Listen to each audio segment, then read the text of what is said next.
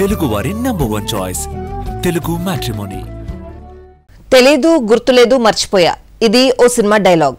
అది రియల్ అయితే రియల్ గాను పోలీసులకు కాస్త అటు ఇటుగా ఇలాంటి సమాధానాలే వినిపిస్తున్నాయి. 3 రోజులుగా ప్రశ్నిస్తున్న ఐబొమ్మ రవి విచారణకు అస్సలు సహకరించడం లేదంటున్నారు పోలీసులు. మరోవైపు బెట్టింగ్ యాప్స్ ప్రమోషన్ చేయడంతో సిఐడి కూడా రంగంలోకి దిగింది.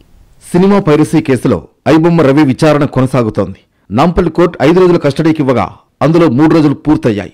కస్టడీలో భాగంగా 3వ రోజు ఏజెంట్లు, గేమింగ్ యాప్ల నిర్వాహకులతో రవికి ఉన్న సంబంధాలపై ఆరా తీశారు. మన దేశంతో పాటు విదేశాల్లో ఉన్న లింకులు, ఆస్తులపై కూడా ప్రశ్నించారు. ఎన్ని రకాలుగా ప్రశ్నించినా విచారణకు రవి ఏమాత్రం సహకరించడం లేదని పోలీసులు చెబుతున్నారు. అంతేకాకుండా ఏ ప్రశ్న అడిగినా పొంతలలేని సమాచారం ఇస్తున్నాడని తెలుస్తోంది. యూజర్ ఐడి, పాస్వర్డ్ గుర్తులేదు, మరిచిపోయా అని అంటున్నాడు. ఎథికల్ హ్యాకర్ల సాయంతో హార్డ్ డిస్క్, పెన్ డ్రైవ్లు పోలీసులు ఓపెన్ చేయిస్తున్నారు. ఫ్రాన్స్, నెదర్లాండ్స్ లో మెయిన్ సర్వర్లు ఉన్నట్లు గుర్తించారు పోలీసులు.